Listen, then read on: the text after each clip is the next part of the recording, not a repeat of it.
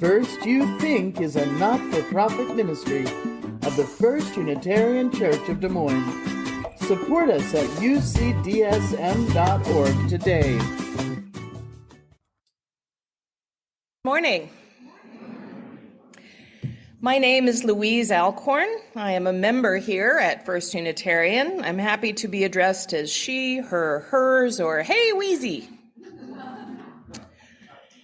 I did a version of this service twice back in 2004. Some of you long-timers may remember that I was famously interrupted by folk singer the first time I did this service. It's a great story.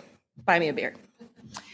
I rewrote this service in 2020 in the midst of real fears, well, mostly real, of a global pandemic. But I kept it pretty light. And I shared with you how I coped and still cope with both everyday and existential fear. There was a lot about birds. It was pretty good. In both services, I focused on identifying rational versus irrational fears, how they lead to angry behavior and poor decisions. I lent heavily on readings like the ones you heard earlier from the AA and Al-Anon programs, because there's some really useful stuff in there. I recommend it. I joked at each service that one day I wanted to do a talk entitled A Culture of Fear, or Why the World Needs a 12-Step Program. Well, folks, this is that service. With apologies, there will be fewer bird jokes. In fact, I have to say, as I was revising this up till yesterday afternoon, it got less and less funny. I know the title says, I promise it will be funny. But as the winds tear through and life is frankly getting a little awful, it was hard. There still will be humor, I promise. So the title, The Culture of Fear, came from a book of the same name that I discovered before my first service. So it's by Barry Glassner, a sociology professor, and it unpacks the problem of misinformation in our society, specifically why we are afraid and how we are made afraid of all the wrong things, while ignoring actual reality-based challenges like poverty and racism. Here's the thing. He wrote the book in the late 90s, pre-9/11, pre-Twin Towers, post-Timothy McVeigh, but pre-pandemic. I read it first in 2003 and realized even then that 9/11 and the subsequent decades-long wars on terrorism had simply calcified the problem of bad data hyped by bad actors, which he'd described. It was very prescient. His chapter on metaphoric illnesses, in which, among other scares, he recounted anti-vaccine efforts in the 80s, based in bad science and media misinformation, which was only more prescient in 2020 as I was rewriting, especially as I watched the president tell us to swallow bleach. Sorry, my nose is running. I apologize. I blame the wind.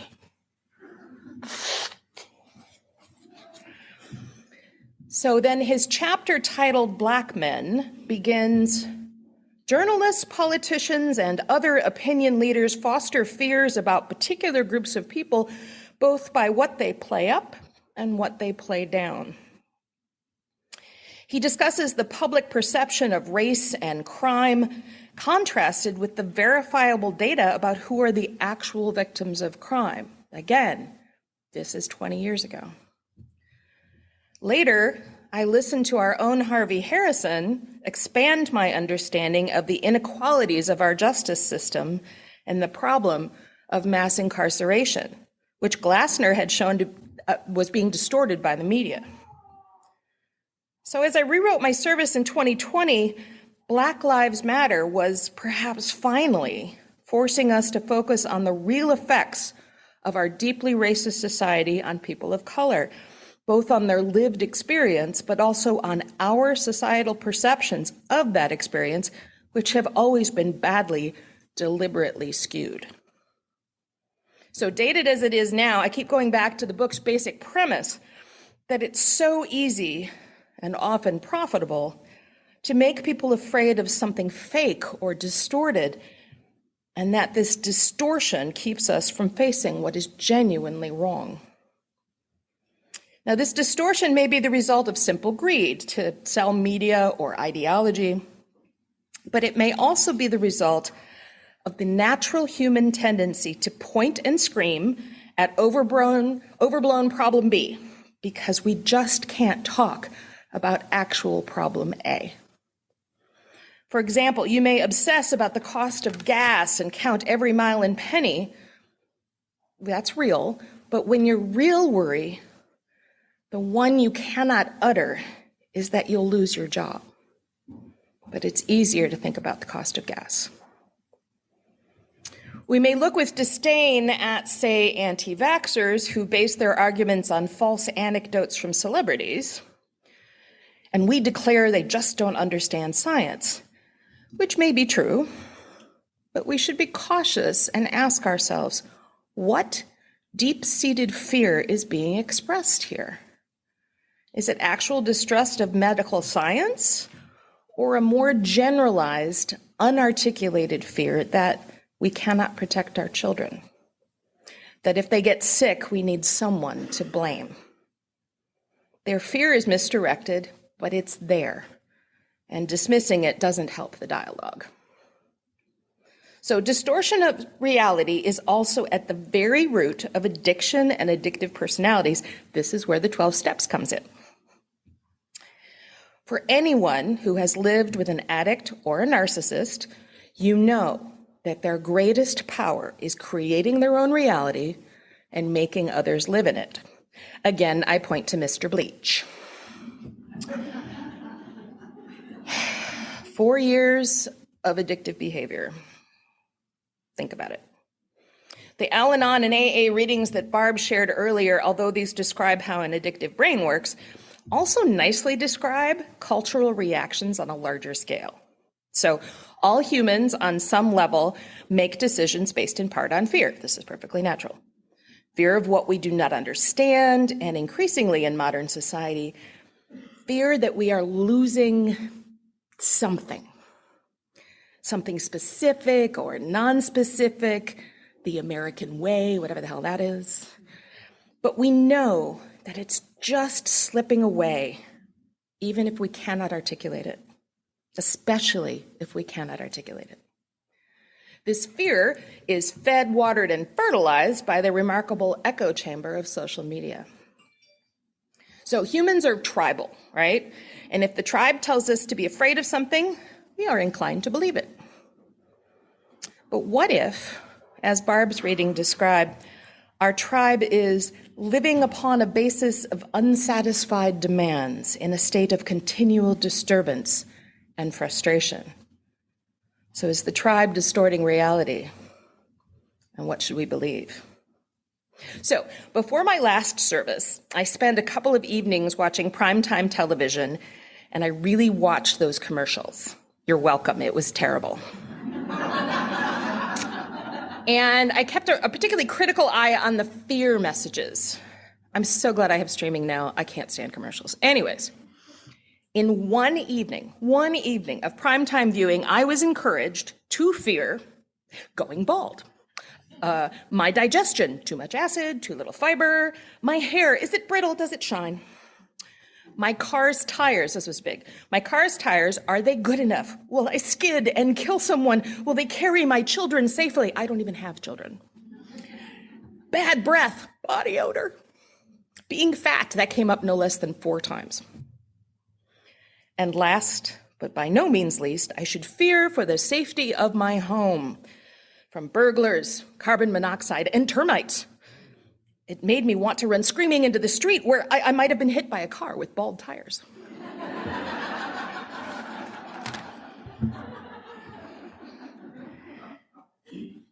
You're welcome. Seriously, it was a terrible evening. All right. Glassner writes, one of the paradoxes of a culture of fear is that serious problems remain widely ignored, even though they give rise to precisely the dangers that the populace most abhors. So poverty, for example, correlates strongly to child abuse, crime, and drug abuse. Income inequality is also associated with adverse outcomes for society as a whole, and some argue political stability in a nation, especially one where we think ourselves not as haves and have-nots, but as haves and will-haves, which is America. I was an American Studies major in college, so the phrase from 12-step about we eat, drink, and grab for more of everything we need, fearing we shall never have enough, has always struck me as particularly American. Every time I listen to NPR's Marketplace and they say, we're worried that people aren't buying enough stuff because it's going to ruin our economy, makes me shudder. I'm not implying that advertisers and politicians invented fear as a motivator. They simply harness and exploit it for their own purposes. Again, perfectly natural, perfectly human. So if one can have a favorite economist, right? Mine is Robert Reich. Okay, he's the one-time Secretary of Labor from the Clinton administration who resigned in some frustration, frankly, when no one listened to his reality-based arguments about poverty and inequality. If you haven't watched Reich's engaging inequality media videos on YouTube, I strongly recommend them. So although his focus is usually the economy, explained super clearly with cool infographics and cartoons, really strong recommend. A recent commentary that he did reflected a familiar distortion that has sadly come around again. He says, "Let me remind you, bigotry against minority groups based on sexual orientation or gender identity, such as the trans community, is a way fascism takes root. As the world tragically witnessed in Europe in the 20s and 30s, the politics of sexual anxiety gains traction when traditional male gender roles of family provider and protector are hit by economic insecurity. Fascist politics distorts and expands this male anxiety into fear that one's family is under existential threat from LGBTQ plus people who reject the family's traditional structure and traditions. That narrative is back." Many of you know that I'm a public librarian. I am your friendly neighborhood librarian. In a way that we haven't dealt with since the McCarthy era, my profession is under siege from so-called moms for liberty. Have you encountered them? Who would have you believe, who would have you fear that my job is to force alternative lifestyles on your children. I don't have that kind of time. The reality, queer-focused stories and queer romances are flying off our shelves because people want to read them. We can't keep them in stock. They have long hold lists, mostly made up of straight cis white people, because story is where we safely explore that which is outside our lived experience. It's a way that we face fear or curiosity or just read a really good romance. There has been some good research about the kind of people who join cults, extremist militia groups, incel and anti-Semite chat rooms, scary places. But also milder but equally pernicious affinity groups based in falsehood and isms. So these adherents may or may not believe all or even most of what is being spouted. But that tribal sense of belonging, of being understood, is all powerful. So they tell us, yes, we are afraid of the same things you are, and we're going to tell you who to blame. It's so powerful. This is entirely human. And again, to bring it back to the 12-step, it's a classic addict's way of looking at the world. Ask many alcoholics about their destructive behaviors, and they are likely to give you a list of who is to blame. That list may even be real: abusive parents, an oppressive society. But the behaviors are based in fear. Fear of change, fear of being revealed. I would argue it's similar with these affinity groups, so your Moms for Liberty and so forth. Making you afraid of fake problem B, like trans kids or scary books, means that you don't have to acknowledge your part in real problem A, whatever that might be. Poverty, income inequality, difference, othering. So for some years, I have had a theory, this I believe, if you will. It's heavily influenced by 12-step programs, as in the readings that Barb gave. The theory goes something like this, that any decisions we make as individuals, as families, as communities, or as nations, I like to think big, that any decisions we make that are based primarily on fear or on fear's playmates, anger and hatred, these decisions never turn out well. They're not healthy, and they don't have healthy outcomes. Whatever short-term benefits we might imagine, they are rarely lasting or ultimately conducive to personal or corporate growth and happiness. That's me thinking big since the early noughts. So, we do live in a culture of fear.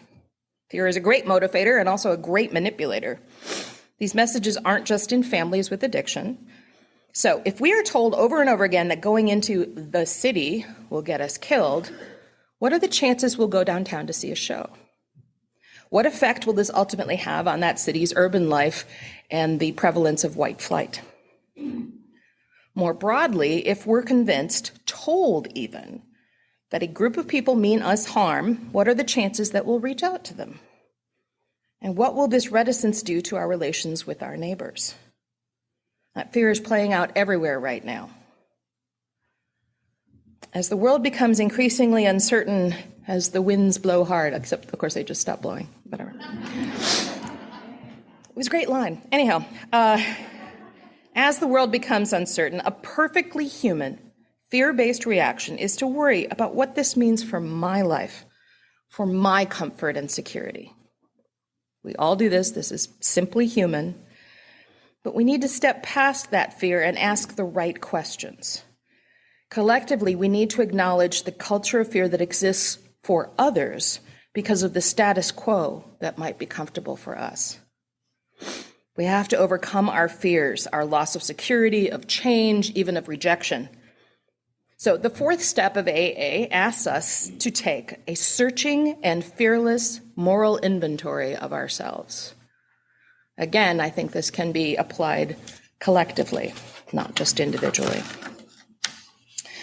So I know we've had enough anger recently to last a lifetime. It's become our national dialogue, just sort of being pissy at each other. Very annoying. But anger is so often an extension and expression of fear, of being afraid of something. And again, sometimes it's an unarticulated something.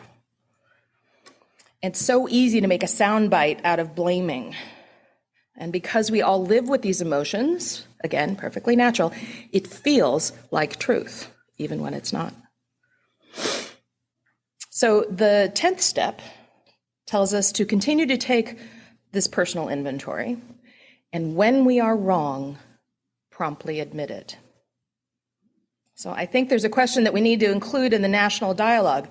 Are we as a nation, as a people, acting primarily out of fear?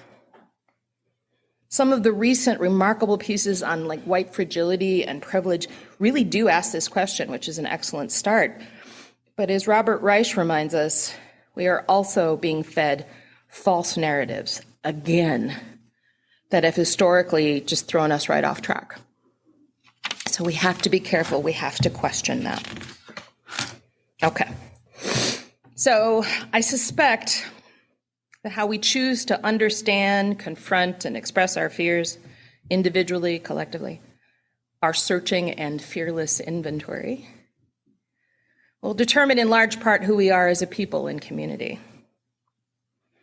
I just want you to think about that. I appreciate you listening to me today. I do want to leave you with one final thought.